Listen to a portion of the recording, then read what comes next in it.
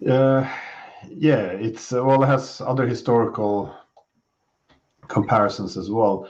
That is, in the 19th century, there was a major struggle between for control over Eurasia. There's a huge landmass between that Atlantic and Pacific. It's the Russians as a land power was expanding from the center to the maritime periphery. The British Empire relied on controlling it from the maritime periphery, and they more or less were locked in, this what we refer to as the Great Game through the 19th century.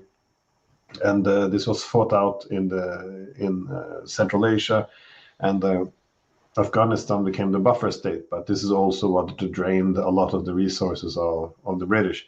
So that's why they call Afghanistan, the graveyard of empires. And then, of course, the century after, the Soviets got stuck in Afghanistan.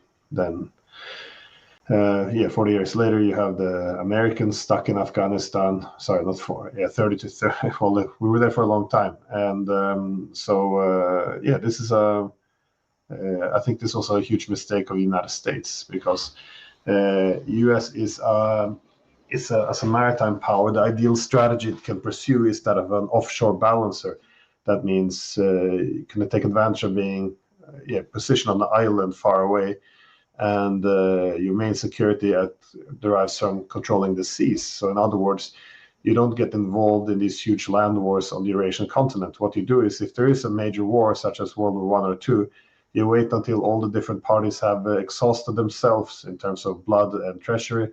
You join the war towards the end, just to impose a political settlement, which leaves a balance of power to make sure that one power can't rise to dominate, and make sure that key centers of power, be Germany and Russia, do not come together. But what you don't do is spend all your resources on trying to do a land war, which we saw this massive long occupation of Afghanistan, Iraq, and this just drained American resources. It not just the money and the military, but it also drained its legitimacy around the world to act as this world policeman under the unipolar order. And it just hastened the decline. And again, after 30 years of this forever wars against small and mid-sized countries, we now see, after all these failures, that the US wanted to take the fight on to fight the great powers, that is the Russians and the Chinese, and I think this is very dangerous.